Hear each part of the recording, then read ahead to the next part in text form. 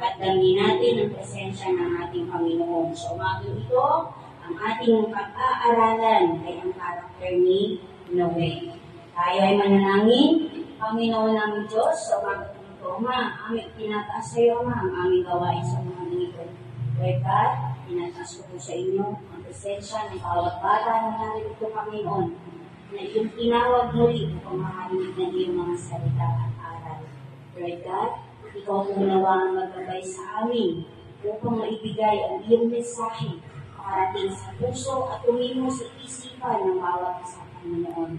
Lord, gabayan mo po ang bawat bata sa paggawa ng kanilang mga art craft na ito'y magawa nila ng buong puso at paramdaman nila ang pagmamahal mo sa bawat isa. Lord, ikaw po muna sa amin.